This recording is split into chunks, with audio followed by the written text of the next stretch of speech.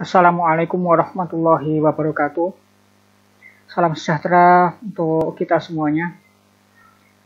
Terima kasih kepada para rekan-rekan mahasiswa STI Indosakti, khususnya yang menempuh mata kuliah Leadership 1. Perkenankan saya menyampaikan materi kuliah online di mata kuliah Kepemimpinan 1 ini dengan judul materi Konflik dan Kepemimpinan.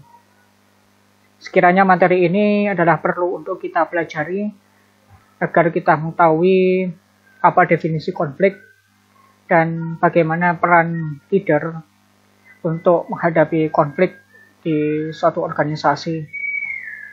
Maka dari itu marilah kita simak materi berikut ini, yang mana materi ini ada beberapa slide yang perlu penjelasan lebih mendalam. Kita akan mengawali dahulu materi ini dengan definisi konflik. Apa yang dimaksud dengan definisi konflik?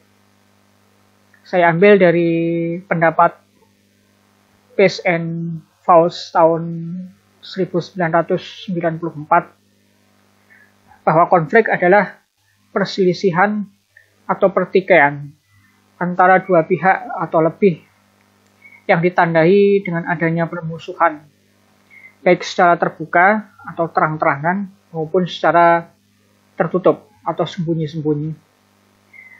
Dan konflik ini dapat mengganggu tercapainya tujuan organisasi. Maka dari itu, tatkala kita melihat sebuah konflik, maka kita juga akan melihat adanya gangguan-gangguan.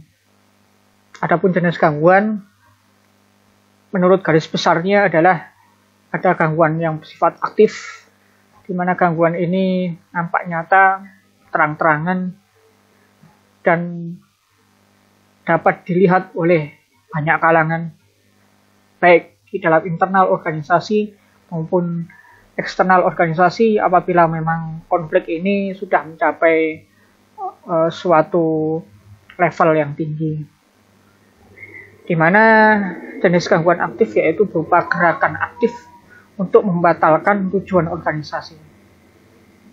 Jadi organisasi memiliki tujuan-tujuan yang tertuang di dalam visi misinya, dan apabila konflik ini aktif maka ranahnya sudah mengganggu visi misi tersebut, dan ini bersifat destruktif. Artinya dalam level tertentu bisa sangat merusak. Yang kedua, jenis gangguan ini adalah gangguan pasif. Pasif yaitu berupa penolakan halus yang dapat mengganggu terlaksananya tujuan organisasi. Kalau tadi aktif yaitu membatalkan, berusaha untuk agar tujuan organisasi yang tertuang dalam visi dan misi tidak terwujud. Namun apabila pasif hanya sekedar agar tujuan ini tidak tercapai sesuai dengan yang diharapkan, atau agar tidak tercapai dengan sesuai waktu yang telah direncanakan, karena mungkin ada suatu kepentingan-kepentingan tertentu. Di sini apabila pasif konfliknya dapat pula merubah arah pemikiran yang baru di dalam satu organisasi itu, cepat ataupun lambat. Namun, baik konflik itu aktif maupun pasif, terdapat satu hikmah bagi kita semuanya. Hikmah konflik ini apabila disikapi dengan positif dan bijak, maka akan dapat menumbuhkan kerjasama. Inilah peran penting seorang manajer, peran penting seorang pemimpin dalam menghadapi konflik, yaitu agar lebih dewasa. Dalam kedewasaan ini dapat menumbuhkan suatu pengaruh kepemimpinan. Jadi tatkala kita membahas tentang makna dasar kepemimpinan adalah mempengaruhi orang lain, di mana pengaruh dari kepemimpinan ini akan sangat besar sekali tatkala menghadapi situasi konflik. Dan pengaruh kepemimpinan ini dapat mengajak anak buahnya atau orang-orang yang dipimpinnya agar saling bekerjasama, saling bertukar pikiran, saling bertukar pendapat guna menyelesaikan konflik tersebut, atau minimal adalah meminimalisir konflik tersebut agar tidak semakin membahayakan organisasi. Berikutnya, bagaimana konflik ini muncul dan bagaimana sirkulasinya. Karena konflik ini berawal dari level yang paling rendah, kemudian meningkat, bahkan muncul di dalam level-level tertentu, sehingga bisa menyebabkan organisasi tersebut terganggu, bahkan organisasi tersebut hancur. Yang kita ketahui bahwa konflik ini terdiri dari dua pihak atau lebih. Walaupun para pakar kepemimpinan yang lain mengatakan bahwasanya konflik ini boleh jadi diawali dari suatu ketidakpuasan individu. Ketidakpuasan individu ini dapat berhadapan, ya, atau kepuasan individu ini dapat muncul karena berhadapan dengan sesuatu hal yang tidak memuaskannya. Sehingga dengan adanya ketidakpuasan individu ini muncul sebuah keinginan untuk mempengaruhi yang lainnya agar sepemikiran dengan dia, atau yang lainnya pun juga memiliki ketidakpuasan individu yang sama, sehingga terjadilah kolaborasi. Namun apabila kita melihat pada pendapat Pauls tadi, maka kita akan mengetahui bahwa ketidakpuasan individu antara satu orang dengan orang yang lain itu terjadi interaksi, saling mempengaruhi, saling bertukar pikiran, dan saling bertukar pendapat, yang mana apabila antar individu yang ditandai oleh dua individu atau lebih yang saling tidak puas dan saling mempengaruhi ini akan memunculkan sebuah benih-benih konflik dalam kelompok. Jadi ada ketidakpuasan individu, yang mana ketidakpuasan ini tatkala sudah mempengaruhi beberapa orang dengan pemikiran yang sama, dengan ketidakpuasan yang sama, atau bahkan mungkin heterogen, ketidakpuasannya macam-macam, akan tetapi dengan tujuan yang sama, yaitu misalkan tujuannya adalah untuk mengganti pemimpin mereka, atau untuk mengganti birokrasi di dalam perusahaan mereka, atau untuk meningkatkan insentif mereka dan sebagainya. Yang penting tujuannya itu sama. Maka di sini sudah muncul ada benih-benih konflik, di mana benih-benih konflik ini mengganggu jajaran pemangku kebijakan. Ini masih level menengah, masih kuning. Jadi pemangku kebijakan harus berhadapan dengan benih-benih konflik ini, maka perlu adanya beberapa sikap, mulai sikap pendekatan secara halus sampai dengan beberapa sikap yang dapat mengeluarkan biaya perusahaan. Namun apabila jajaran pemangku kebijakan ini yang masih diganggu, maka ini masih belum seberapa levelnya dibandingkan gangguan yang lebih besar lagi, yaitu berupa gangguan pada visi perusahaan, sebagaimana yang kita telah jelaskan di slide sebelumnya. Gangguan ini biasanya berupa gangguan aktif, gangguan untuk membatalkan visi perusahaan, untuk menggagalkan visi perusahaan, agar ini gunanya adalah untuk mengancam. Perusahaan ini atau organisasi ini ada atau lenyap.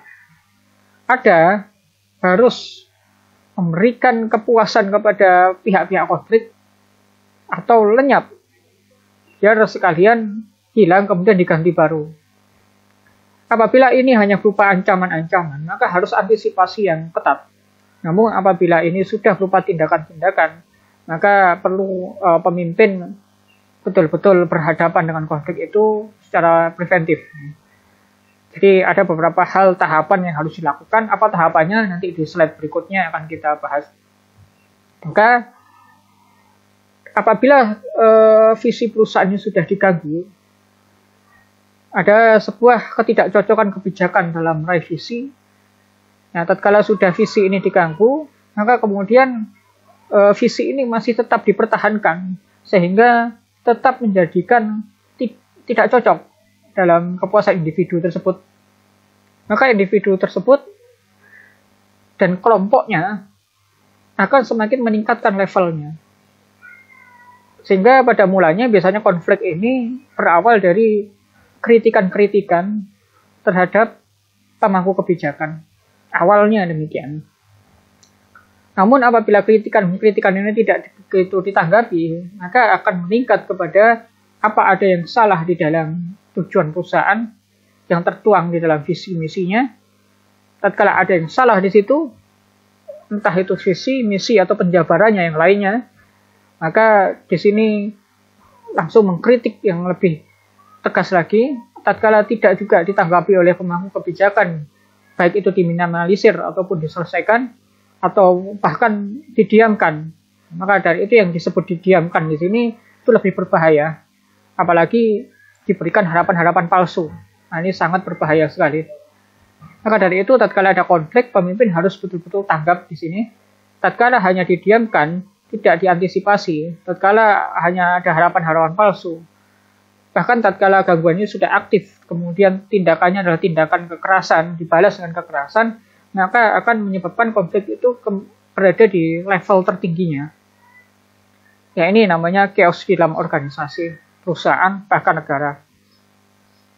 Maka apabila kita melihat sumber konflik itu ada beberapa hal. Yang pertama, ketidakseimbangan tujuan. Jadi, tujuan yang tertuang di dalam visi dan misi ini sangat fatal tatkala tujuan ini memang tidak selaras dengan apa yang dipimpin atau anggota organisasi itu. Ada pertanyaan, mengapa anggota organisasi itu masuk ke dalam suatu organisasi apabila tidak sesuai dengan tujuannya? Maka ada beberapa hal kemungkinan. Yang terbesar kemungkinannya adalah tatkala anggota organisasi tersebut masuk di dalam organisasi, secara tersurat, secara nampak, itu tampak tidak ada permasalahan oleh para anggota organisasi.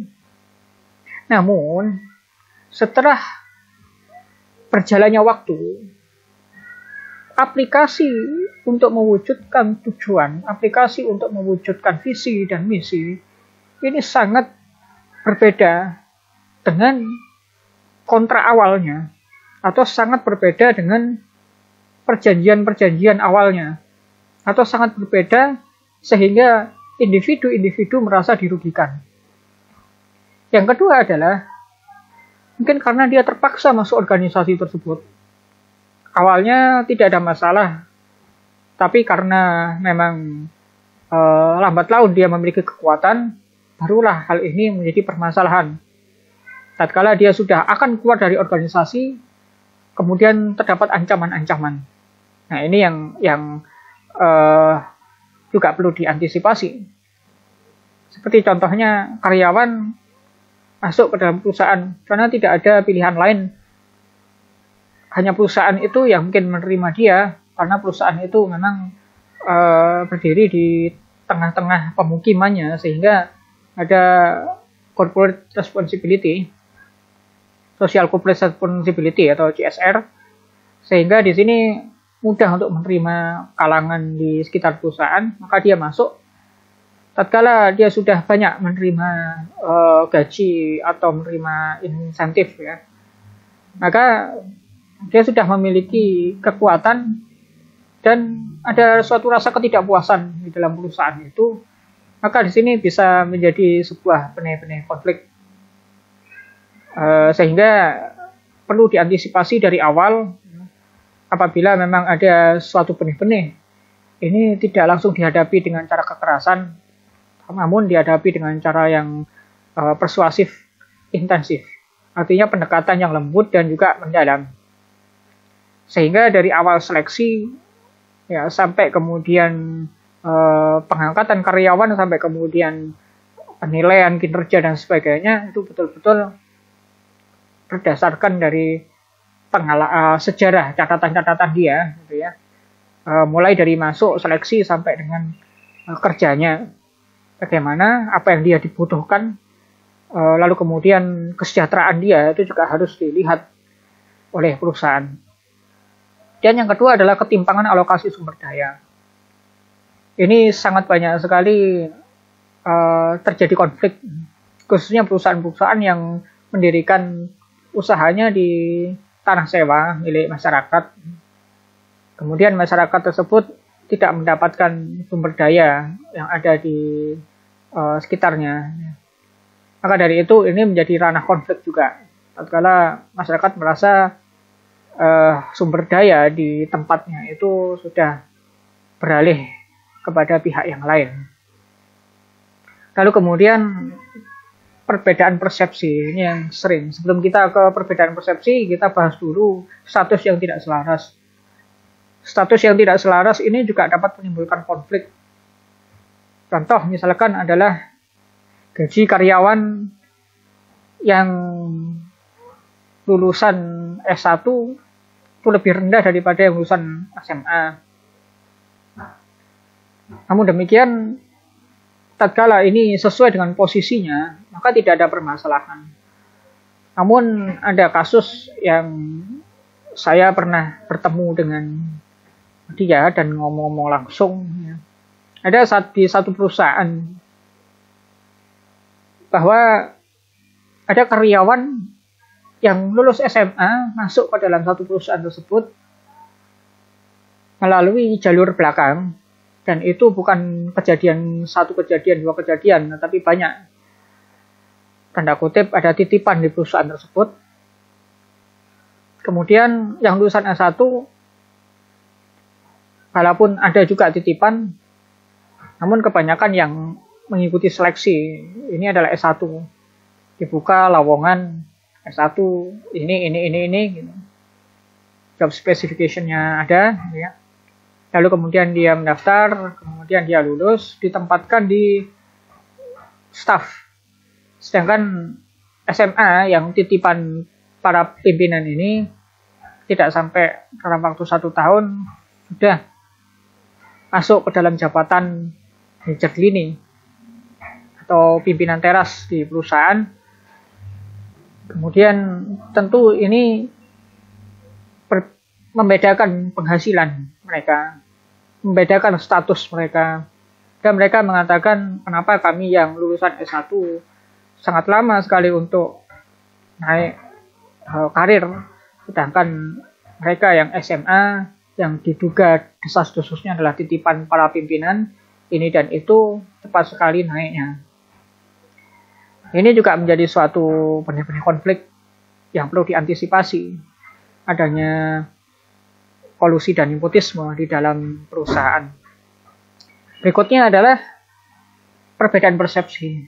Ini sangat sering terjadi tatkala kita melihat suatu permasalahan ditinjau dari beberapa persepsi yang berbeda, sehingga dapat menimbulkan adu pendapat yang dapat meningkatkan konflik. Sebagaimana pakar psikologi pernah membuat suatu gambar angka 9 apabila dihadapkan kepada orang yang menghadap ke barat itu nampak 9, namun orang yang menghadap ke timur nampak 6. Maka ini biasa terjadi konflik tatkala memang perbedaan persepsi ini dipicu, diruncingkan, dijadikan bahan yang utama padahal dia tidak utama. Sehingga bagaimana penyelesaiannya nanti akan kita bahas bersama. Oke. Inilah pendekatan penyelesaian konflik menurut Pondi di dalam Miftah Toha tahun 1999, bahwa Pondi menyatakan pendekatan penyelesaian konflik yang pertama adalah pendekatan tawar-menawar atau biasa kita sebut 50-50, yaitu menawarkan alokasi yang seimbang dalam mendapatkan tuntutan masing-masing. Ini tatkala memang berhubungan dengan perbedaan alokasi sumber daya, ini dapat digunakan sebagai pendekatan penyelesaian konflik di dalam ranah organisasi. Jadi pemimpin harus memahami bagian yang adil dari mereka. Adil terkadang bukan sama rata, tetapi adil adalah sesuai dengan tempatnya atau sesuai dengan fungsinya atau sesuai dengan status yang dimiliki. Maka dari itu sejarah perlu untuk diketahui, sejarah apapun, termasuk juga bagaimana sejarah karyawan itu masuk, atau yang terkait dengan sejarah perusahaan itu berdiri dan lain sebagainya, agar dapat dirunut kejadian yang sebetulnya, sehingga tatkala terjadi konflik dapat menunjukkan data-data dan fakta-fakta sebagai bukti mana yang salah dan mana yang benar, dan sebagai langkah kebijakan bagaimana cara membagi alokasi yang seimbang sesuai dengan prinsip keadilan. Berikutnya adalah pendekatan birokratis. Pendekatan birokratis ini adalah apabila adanya sebuah konflik yang terkait dengan status yang kita pahami, yaitu status yang tidak selaras tadi, di mana pendekatan birokratis ini bisa mengganti aturan birokratis etis sesuai dengan tuntutan. Sehingga apabila ada dugaan nepotisme di situ, maka pemimpin harus dengan tegas mengganti suatu birokrasi, mengawasinya, dan menjalankan aturan-aturan yang terkait dengan perusahaan, yang mungkin aturan-aturan seleksi, aturan-aturan penilaian kinerja, dan sebagainya. Sehingga apabila memang apabila ada aturan birokratis yang memang menimbulkan konflik, pemimpin harus tegas di dalam mengganti aturan birokrasi ini dan tidak membiarkan aturan birokrasi ini tetap berjalan, namun menimbulkan level konflik yang lebih tinggi. Berikutnya adalah pendekatan sistem. Pendekatan sistem ini dapat digunakan apabila konflik tersebut adalah terjadi ketidakseimbangan tujuan dan perbedaan persepsi. Nah, apabila kita melihat di dalam pendekatan sistem, yaitu dengan langkah menyempurnakan sistem itu sendiri. Ada tatkala konflik ini muncul karena insentif yang terlalu kecil atau insentif yang tidak memuaskan, maka bisa didudukkan bersama, kemudian saling memahami kondisi perusahaan, kemudian diberikan pandangan agar persepsinya sama, gitu. Lalu kemudian seleksi pun juga demikian, sistem seleksi yang mungkin masih ada celah untuk nepotisme ini bisa dikaitkan atau diganti dengan sesuatu yang lebih etis, dan memang ini sesuai dengan ranah hukum bahwasanya korupsi, kolusi, dan nepotisme ini tidak diperkenankan di negara ini, bahkan di negara-negara dunia. Maka harus dibuatlah suatu sistem seleksi yang baik. Kemudian prosedur kerja, SOP pun juga demikian. Kenapa kok harus ada SOP? Karena memang salah satu fungsinya adalah meminimalisir perbedaan persepsi yang ada. Maka dari itu untuk menyelaraskan SOP perlu banyak diadakan seminar-seminar, pelatihan, diskusi. Karena di sini seperti tadi dijelaskan bahwa ada angka 6 dan angka 9. Apabila menghadap ke arah timur, angka 6, apabila menghadap ke arah barat, angka 9, maka ini dapat digunakan pendekatan sistem, yaitu mungkin bisa di rolling, ya, yang timur ke barat, yang barat ke timur, sehingga bahwa persepsi ini memang berbeda tatkala posisinya berbeda. Apabila memang ini tidak terkait dengan posisi yang salah bisa digeser kepada posisi yang betul, sehingga persepsi masing-masing karyawan atau masing-masing anak buah itu dapat disamakan kalau tujuannya memang mau menyamakan persepsi.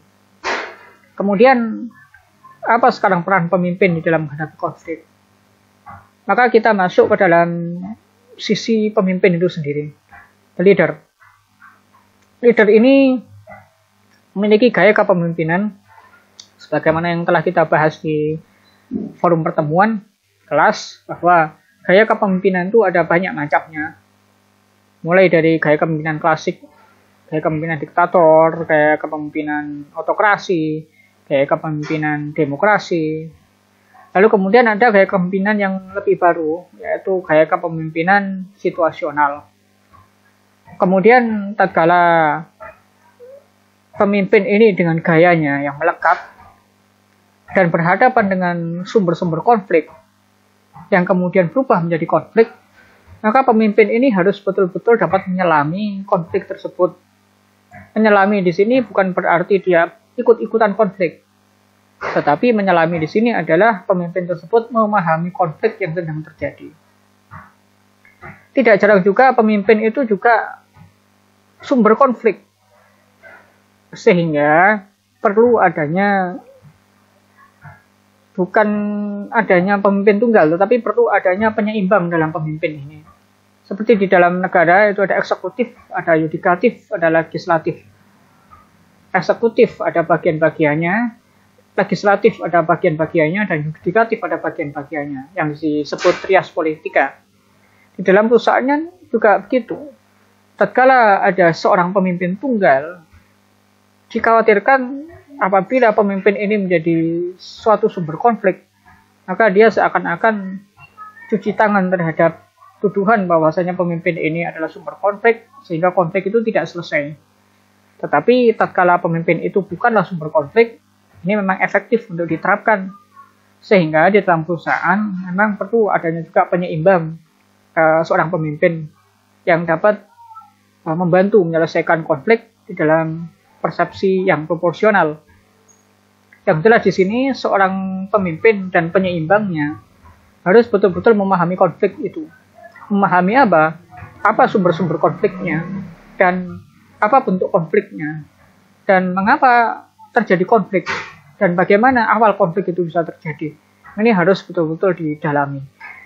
Tatkala sudah memahami konflik tersebut, maka pemimpin berhak mengintervensi pihak-pihak yang terkait konflik. Mengintervensi di sini bukan langsung intervensi dalam hal membubarkan konflik, meredam konflik, tetapi intervensi di sini adalah di dalam menengahi. Tatkala konflik itu terjadi, maka pemimpin tersebut berada di tengah-tengah, tidak membela yang kanan dan tidak membela yang kiri. Ini di dalam teori mudah, tetapi di dalam prakteknya sangat susah. Karena seorang pemimpin juga manusia yang memiliki suatu sifat ideologis, yang memiliki juga persepsi. Maka dari itu, disinilah pemimpin yang adil adalah betul-betul pemimpin yang dapat memahami konflik tersebut dan mengintervensi secara adil, berada di tengah-tengah. Jadi, dia harus mendengar banyak pihak yang bertikai. Tidak langsung mendengar satu pihak, kemudian memvonis pihak yang lain, atau sebaliknya, dia hanya mendengar pihak yang satu, tetapi dia tidak mau mendengar pihak yang lain. Maka ini disebut pemimpin yang tidak adil di dalam menyelesaikan konflik. Sehingga tatkala pemimpin ini menyelesaikan konflik, dia harus mendengar berbagai pihak yang bertikai. Pemimpin di dalam intervensi di sini seharusnya menanyakan, bukan memberikan vonis. Pemimpin di sini seharusnya adalah memberikan keteduhan, bukan malah membakar konflik. Pemimpin di sini seharusnya adalah banyak diam daripada banyak berbicara. Biarkan pihak-pihak yang bertikai itu bercerita menurut persepsinya masing-masing. Kemudian inilah pentingnya sejarah. Kemudian inilah pentingnya runutan daripada konflik itu berawal. Tatkala sudah ketahui sejarahnya, kemudian dicocokkan dengan runutan-runutan konflik itu muncul, maka diketahui fakta yang sebetulnya bahwa konflik ini terjadi karena apa penyebabnya dari 4 tadi, lalu kemudian pemimpin tadi dapat membuat sebuah penyelesaian. Hendaknya penyelesaian ini apabila memang ada kode etiknya, ada hukumnya, ada undang-undangnya, maka harus menyelesaikan secara hukum dan undang-undang yang berlaku, baik di organisasi, di perusahaan, maupun di tingkat negara. Sehingga di sini ada kata-kata restat, yaitu menyelesaikan konflik dengan undang-undang yang berlaku, bukan mastat, yang menyelesaikan konflik dengan kekuasaannya secara murni, sehingga undang-undang itu dibuat belakangan daripada penyelesaian konflik itu. Nah, ini yang dimaksud bagaimana penyelesaian tatkala sudah diketahui sejarahnya, fakta-faktanya, runutan-runutan konfliknya, maka dicocokkan dengan undang-undang, dan undang-undang ini apa yang menurut dia harus dilakukan orang-orang yang bertikai. Dan tentu di sini tatkala pemimpin ini memiliki penyeimbang di bidang yudikatif, maka hakim di dalam perusahaan itu adalah penentu siapa yang memang harus dihukum dan siapa yang tidak, maka inilah yang berhak. Jadi pemimpin di sini lebih banyak ke intervensi, menengahi secara adil, kemudian untuk vonis dan punishment-nya biarkanlah pihak yang berwenang, yang memahami tentang hukumlah yang maju. Sehingga pemimpin di sini memfasilitasi semua apa yang menjadi penegakan hukum, baik di tingkat perusahaan, di tingkat organisasi, maupun di tingkat negara. Tapi apabila di tingkat negara, maka di situ ada ilmu tersendiri, yaitu ilmu tata negara, dan di sini saya tidak membahas lebih lanjut secara detail, karena bukan bidang saya di tata negara. Baik, terima kasih atas perhatiannya.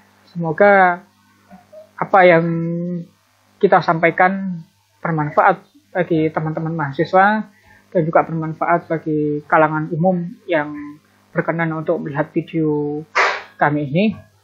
Semoga dapat mengambil hikmah dari apa yang kami sampaikan, dan apabila ada tutur kata yang salah atau pembahasan yang kurang berkenan, maka saya mohon maaf, dan marilah kita berdiskusi secara dewasa, berdiskusi secara baik untuk menambah ilmu dan wawasan kita. Terima kasih. Assalamualaikum warahmatullahi wabarakatuh.